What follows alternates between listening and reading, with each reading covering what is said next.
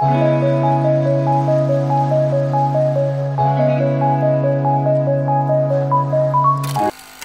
Everyone, good morning. Welcome back to my channel সুচিত্রা.অঙ্কুশ। তো আশা করছি তোমরা ভালো আছো, আর আমিও এখন বেশ ভালো আছি। কিন্তু কিছুদিন ধরে শরীরটা খুব খারাপ করাতে আর কি কোনো ভিডিও আপলোড করতে পারিনি। তো কি বলো তো, এই ভিডিওটা অনেক কদিন আগেই করেছিলাম, কিন্তু শরীর খারাপের জন্য না এডিট করতে পেরেছি না আপলোড করতে পেরেছি। যাই হোক, এখন একটুখানি ভালো আছি।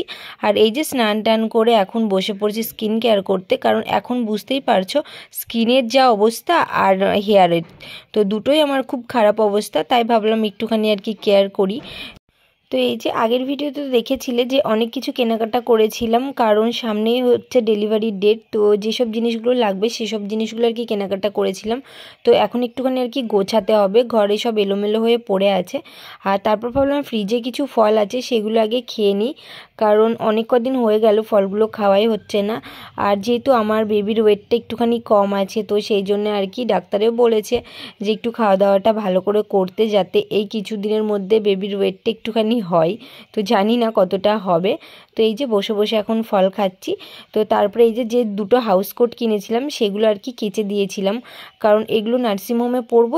তো নতুন জিনিস তো জানোই পরতে একটু কেমন লাগে। তো সেই কারণের জন্য আর কি কেচে দিয়েছিলাম, কারণ অনেকটা নরম হয়ে গেছে এখন। তো এখন ভাজ টাজ করে একদম গুছিয়ে রেখে দেব, কারণ কখন কি হয় সেটা তো আর বলা যায় না। তো সেই কারণের জন্য আর কি গুছিয়ে রেখে দেব। তো শরীরটা এতটাই খারাপ ছিল, তো সেই কারণের জন্য কোনো কিছু গোছাতেই পারিনি, ঘরের মধ্যে সব এলোমেলো হয়ে গেছে। আর ও বাড়িতে গেছিলাম যখন, তো ও বাড়িতে কিছু আর কি সাজগোজ নিয়ে গেছিলাম, তো সেগুলো এখনও সেই ব্যাগের মধ্যেই ঢোকানো আছে, কারণ সময় পাইনি বলতে শরীরটা খারাপের জন্য আর কি কিচ্ছু ভালো লাগেনি করতে। তো ভাবলাম এগুলো আর কি গুছিয়ে রাখি, কারণ ব্যাগ থেকে বার করে আর কি ড্রেসিং টেবিলে সব কিছু তুলে দিই। তো এই যে দেখো, সেই কবে গেছিলাম ও বাড়ি, তো ও বাড়ি থেকে এসে সেই ব্যাগের মধ্যে এভাবেই রেখে দিয়েছি। তো বুঝতেই পারছো যে কতটা শরীর খারাপ হয়েছিল, যে এইটুকু আমি আর কি করতে পারিনি। তো ভাবলাম আজকে এগুলোই সব কিছু আর কি গুছিয়ে নিই, যেহেতু শরীরটা আজকে একটু ভালো আছে। আবার কখন খারাপ হয়ে যাবে কে জানে, কারণ এখন এমনই হয়ে গেছে যে এই শরীর খারাপ করছে, এই আবার ঠিক আছি। তো এইভাবে আর কি চলছে। তো ভাবলাম গোছাচ্ছি যখন, ড্রেসিং টেবিলটা একটু আর কি ভালো করে গুছিয়ে নিই। তো এরপরে তো আর কি সেভাবে গোছানো হবে না, থাকবে এভাবেই। তো এমনি তো আমার শাশুড়ি মা সব কিছু গুছিয়ে দেয়, সব কিছু করেই দেয় পরিষ্কার পরিচ্ছন্ন। তো তবুও আমি নিজের হাতে একটুখানি আর কি করে নিই, যেটুকু আর কি করতে পারি, কারণ নিজে একটু করতেও আর কি বেশি ভালো লাগে, নিজের জিনিসগুলো নিজের হাতে গোছাতেও ভালো লাগে। তো সেই কারণের জন্যই। তো এদিকে আমি আর কি গোছগাছ করছিলাম, আর বাইরে থেকে মা আমাকে খেতে ডাকছিল, যেহেতু অনেকটাই বেলা হয়ে গেছিলো। তো সেই কারণের জন্য মা আমাকে বলছিল যে খাওয়া দাওয়াটা করে নে, তারপরে আবার গোছাস। তো খাওয়া দাওয়া করে এই যে বিকেলবেলা চলে গেছিলাম ছাদে। আর এটা হচ্ছে আমার দিদা শাশুড়ি। তো দিদা এই যে ডালগুলো এখন ঘষছে, আর এদিকে মা ডালগুলো ধুয়ে নিচ্ছে, কারণ আমাদের এখনও বড়ি দেওয়া হবে সেই কারণের জন্য। তো এই ডালগুলো আমি নিয়ে গেছিলাম, তো মাকে বলেছিলাম যে তাড়াতাড়ি বড়িটা দিয়ে নাও, কখন কি হবে না হবে তখন আর বড়িটা দিতেই পারবে না। তো আজকাল করে করে আর কি হচ্ছিল না। তারপরে দিদা ছিল, তো সেই কারণের জন্য বললো মা যে আজকেই দিয়ে নিই। তো আজকে বলতে ডালগুলো আজকে ধুয়ে পরিষ্কার করে রেখে দিচ্ছে, কালকে সকালবেলায় আর কি বড়িটা দেবে। তো আমি এদিকে একটু হাঁটাচলা করছিলাম। তো সকালবেলায় এই যে ডালগুলো কি বলতো, আমি এখন মিক্সিতেই আর কি বাটবো, কারণ যদি পাটাতে বাটতে যাই তো অনেকটাই দেরি হয়ে যাবে, আর মা একার পক্ষে সম্ভব না। সেই কারণের জন্য আর কি মিক্সিতেই আমি ঘুরিয়ে দেব।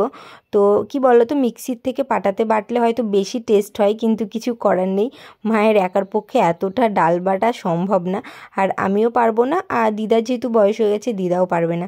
তো সেই কারণের জন্য আর কি মিক্সিতেই ঘুরিয়ে দেব।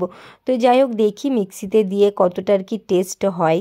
তো এদিকে সব ডাল আমার কমপ্লিট হয়ে গেছে, আর ওপরে এই যে এখন ডালগুলো ওরা ওপরে নিয়ে চলে এসছে, আর এদিকে বৌদিকেও ডেকে নিয়েছে। তো মা আর বৌদি মিলে আর কি ভালো করে ডালটা ফেটে নিল, যাতে বড়িটা একটু ভালো হয়। আর এইদিকে আমি কাজু কিশমিশ বাদাম এগুলোই নিয়ে গেছিলাম ছাদে, আর ঘুরে ঘুরে আর কি খাচ্ছিলাম, একটু হাঁটাও হচ্ছিল, তার সাথে আমার খাওয়া দাওয়াটা আর কি হয়ে যাচ্ছিল। আর এদিকে দিদাও বসেছিল ছাদে। তো তারপর আর কি মা আমাকে বলল যে বড়িটা দেওয়া হয়ে গেলে নিচে চল, নিচে খাওয়া দাওয়া করে তারপর আবার ওপরে আসতে হবে, যেহেতু এখানে আমাদের হনুমানের খুব উৎপাত, কখন চলে আসে আর বড়িগুলো নষ্ট করে দেয়। তো তারপরে এই যে নিচে গিয়ে খাওয়া দাওয়া করে আবার চলে এসেছিলাম ছাদে। তো ছাদে এসে কিছু ওষুধ ছিল খাওয়া দাওয়ার পরে, সেগুলো আর কি খেয়ে নিচ্ছিলাম। আর এখন রোদ্দুরেও বসা যাচ্ছে না, গরম লাগছে, আর নিচে গেলেও ঠান্ডা লাগছে।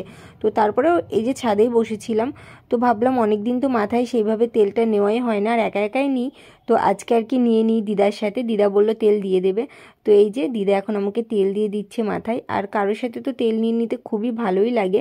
আর এখানে ধরো আমি একা একাই নিই, যেহেতু মাও খুব একটা সময় পায় না আর আমিও মাকে বলি না, তো এই যে দিদা আমাকে বেশ ভালো করেই তেলটা দিয়ে দিচ্ছিল। তো চলো আজকের ভিডিওটা এখানেই শেষ করছি। ভিডিওটা কেমন লাগলো অবশ্যই বলো, আর ভিডিওটা ভালো লাগলে লাইক করো, কমেন্ট করো, শেয়ার করো, আর অবশ্যই চ্যানেলটা সাবস্ক্রাইব করো। দেখা হচ্ছে নেক্সট ভিডিওতে, তো ততক্ষণ ভালো থেকো।